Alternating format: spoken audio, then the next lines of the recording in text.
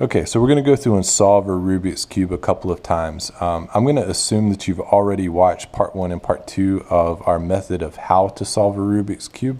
If you have not, then a lot of this will not really make much sense at all. So I would encourage you to watch those first. But I want to make a few videos where I do a complete solve from beginning to end to show you all the little nuances of the methods that we just described. So here we go. I'll just mess this guy up real quick. Okay, and then we will give it a shot. Okay, so just twisting this guy around. Okay, all right, so here we go. So first solve, I will go more slowly. The second solve, I will go more quickly. So step 1 is to start with the white face. Just intuitively, best you can, get a white T where the edges match up with the respective colors on the blue, red, green, orange centers that are beside it. Okay, so we'll just work this guy around. This one I'm not going to talk too much through. I'm mostly just going to try to just brute force get it done. Okay, I'll talk to what I'm thinking the rest of the way. Okay, so here's a white T. The green side matches the orange, the blue, and the red. Okay, now is where the heavy lifting comes in. So the more difficult thinking, the deeper thinking. So we're going to make some wedges that go in all these corners. The white is going to be the bottom now. So we're going to find any corner that has a white, like this guy. So here I've got white, orange, green. So I'm going to be wedging this up with the orange, green edge. Where is he? Where's orange? Here's orange green. He's not on my workbench, so I'm going to bring him up to the workbench. So I'm going to dip this down, swing him around so that he's on the workbench, and then put this back. Okay. Now, if you remember the situations, there's only 3. We had swinger, tipsy, and yoga. Here, the white is on the side. The tops do not match, so this is tipsy. Since the tops don't match, then this is the 2-for-1 deal where you can make the wedge and insert it all at the same time. So let me go ahead and get lined up on the green-orange corner right here. I call it tipsy because we're going to tip it over, and notice we just made our wedge. We're going to tip it over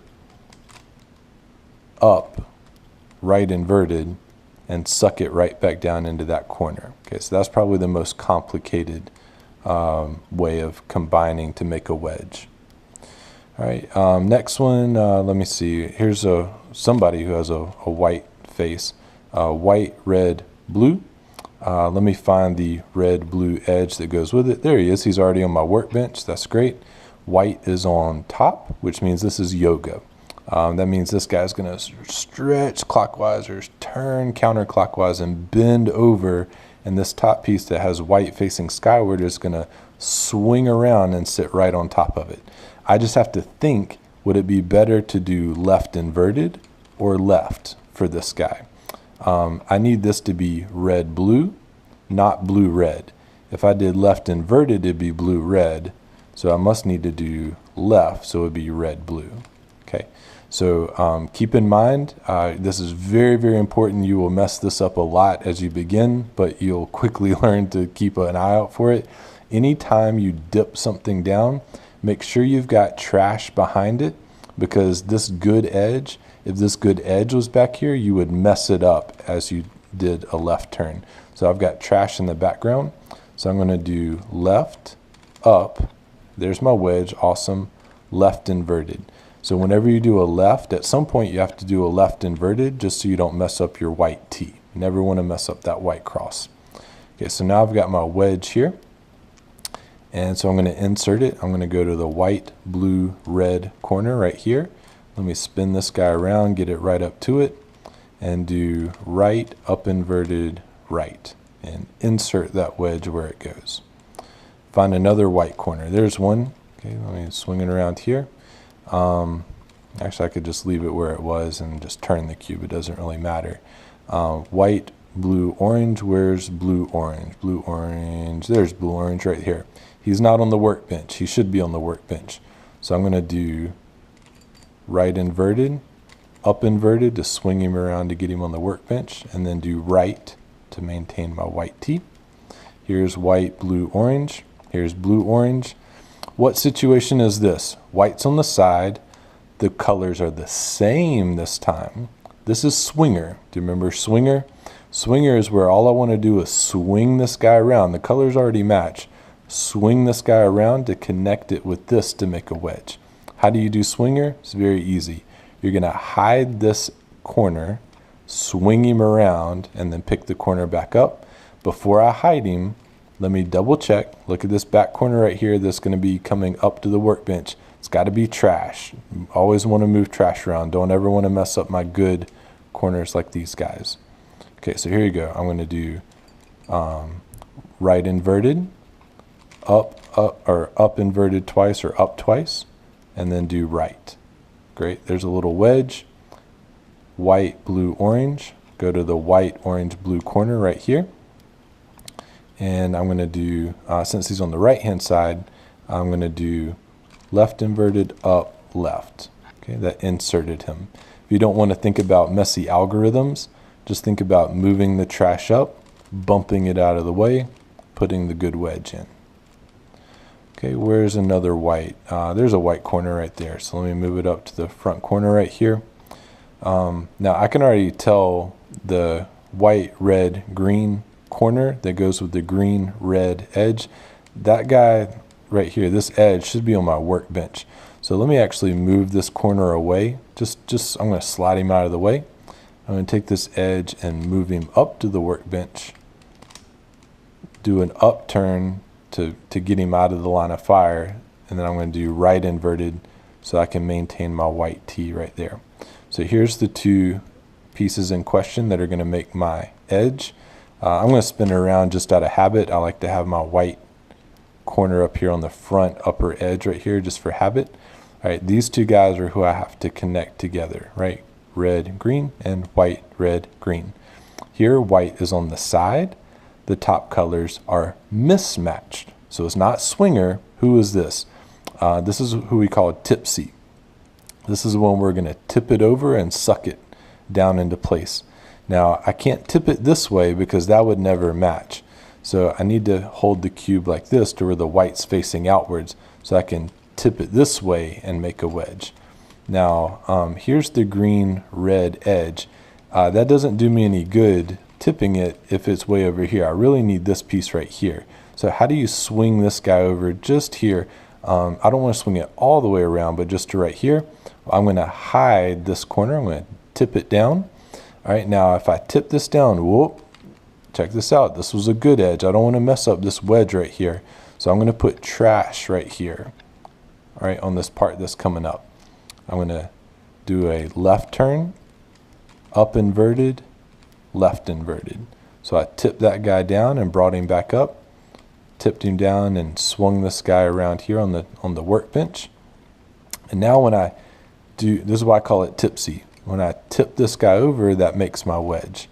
Now, what I'm going to do though is I'm going to turn this upper face to go ahead and be on the green-red corner so that when I tip this guy, I can do left inverted, up inverted, left, and he sucks right back down into place. It's 2 for 1.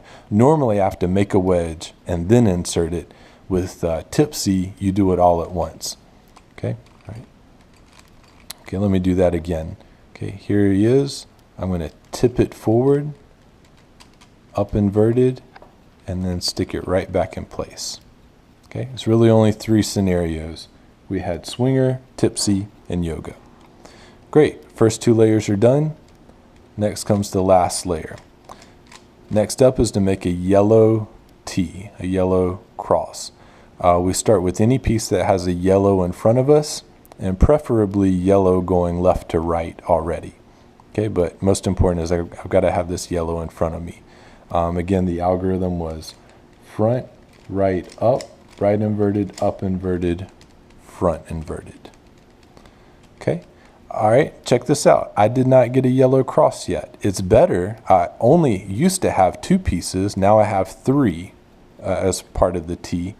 So I might have to do this again. I very frequently have to do this twice. Let's do it again. Front, right, up, right inverted, up inverted, front inverted. After 2 go rounds, I've got a yellow T here, yellow T. All right, so next up is I have to try my best to get these colors to line up with their respective centers on whatever face they're on. That's blue, so let me spin this around. Okay, here's at least yellow-green.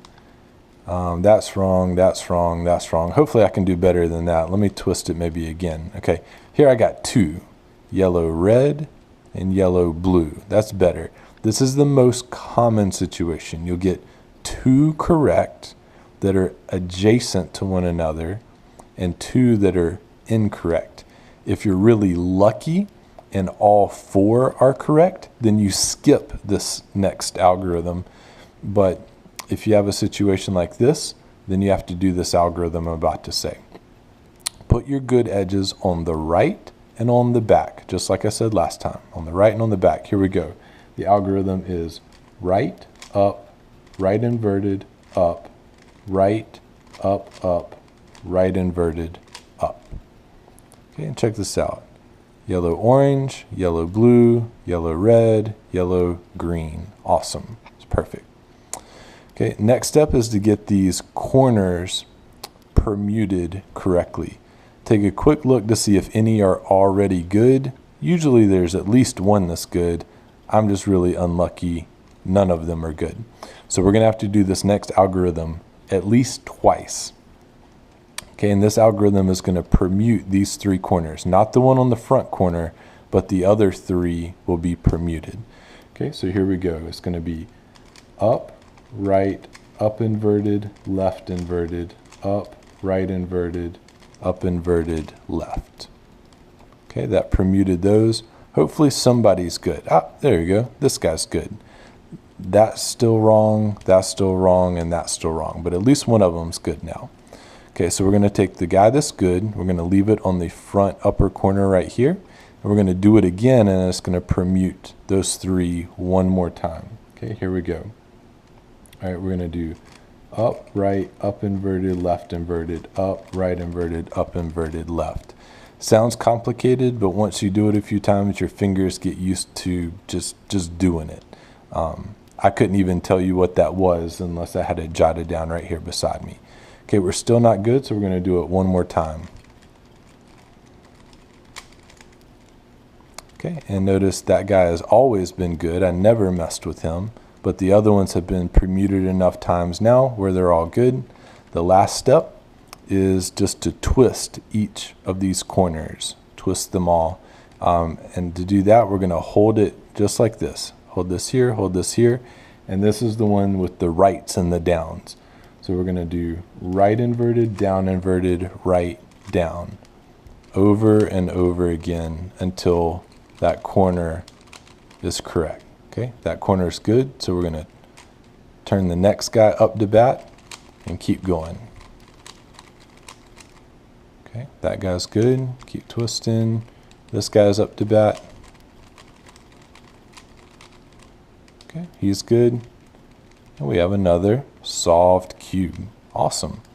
Okay, so hopefully that's helping you see a lot of the different nuanced little situations that you might run into. All right, I tell you what, let's do it one more time. All right, this one I'm not going to talk so much.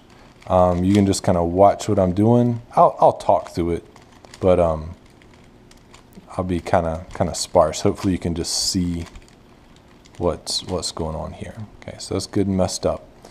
So the white cross is going to be just kind of intuitive again. I'm not going to spend too much time talking about that.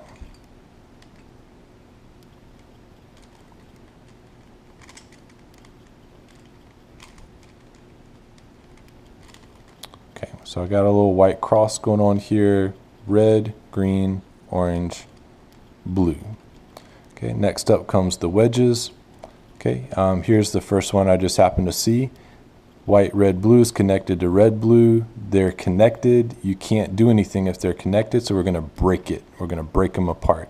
So to break them apart, I'm going to do a right turn, an up inverted, and a right inverted, just so they could be separated. And I just wanted to break them apart. I still want them on the workbench, but I need them separated. So here they are.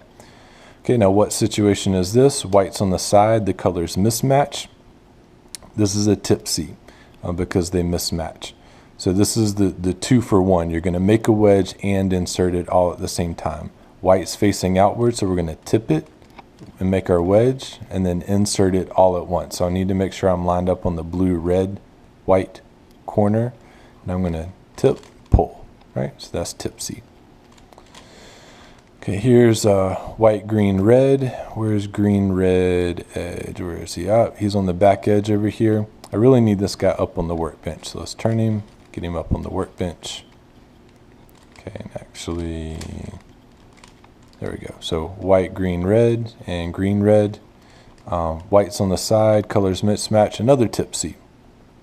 Okay, I need the white facing outwards before I can tip. So when I tip this guy over, I really need the green edge piece here, right, to make a wedge. Right now he's right here. So I'm going to hide my corner and swing him around. Quick double check. Yep, that's trash on the back. So I'm going to tip. Okay, move him over here. Make sure I'm on the green red edge. I'm going to do tipsy, tip, pull. Right, there we go. Okay, here's a white, orange, green corner. Here's green, orange edge. This really stinks, dude. None of these are on the workbench. So I'm going to hide him, bring him up to the workbench. Okay, here's a different situation. I've got my two pieces here that need to be made into a wedge. White is facing up. So this is yoga. So this guy here either needs to bend clockwise or counterclockwise. And I'm going to swing this piece around to make my wedge. I need this to be orange-green. If I do this way, it's going to be orange-green. If I did it this way, it'd be green-orange. So let me go holding it this way, right inverted. Now that would mess up this corner right here, which is this wedge, which is already good. So I'm going to make sure I have trash in that back corner. Okay, so I'm going to do right inverted, up inverted, there's my wedge, and then do a right, just so I maintain my white cross. Okay, I've got my wedge, I'm going to insert it right here. Okay, there we go. Okay, white, orange, blue. Here's orange, blue. What's the situation? White's on the side, colors mismatch. That's a tipsy. So we're going to tip it over, and we are good to go. Check that out. Okay, now it comes time for a yellow T or a yellow cross. I have nothing to begin with here. I just have one yellow square. This is awful. So all I can begin with is a yellow edge piece that's facing me, which really means I could start anywhere, but I'll just start here for kicks. So it'll be front, right, up, right inverted, up inverted, front inverted. Okay, and I get a little bit done, right? It's not much, but it's a little bit. Find you another piece where yellow's in front. Not here, not here. Hey, how about here? Okay, it's better. Now we have 3 across. Yellow's still in front. Let's do it again. Great. Now a full yellow cross. Perfect. Okay. Oh, hot dog. Look how lucky I am. Not only did I get a yellow cross, I got lucky. Actually, all 4 edges coincidentally match up, which means I can skip that next algorithm. Remember that right, up, right inverted, up, right, up, you know, that one. I can skip that one because my edge pieces already match up. All right, next step is I need to permute the corners to be good. That's not good, that's not good, that's not good. Oh, hey, at least I've got one. The other examples we did, I didn't have any good ones, but here I'm going to keep my good corner in the front corner right here. And then do that algorithm that that permutes the edges around. That up, right, up inverted, left inverted, up, right inverted, up inverted, left, right, that we've used. And that's good, that's good, that's good, and that's good. Last step is just to twist these final corners. And that's the right inverted, right down one. So we'll do that till that's good. Next guy up to bat. Okay, and we're done. There's another soft cube. So again, hopefully you can see that those are the only scenarios that you run into. So that really covers all your bases. If you practice, you can do this pretty quickly, about a minute or less, depending on how lucky you get with a particular cube setup. You could do this in as fast as 30 seconds even. I like this method here because it's half intuitive, half algorithms. I could put the cube up for 6 months, come back and then pick it up and keep solving it. So it doesn't tax my brain too much as far as memorizing certain algorithms. So anyway, hopefully you learned a little something, and hopefully you can now solve the Rubik's Cube and get lots of enjoyment out of it.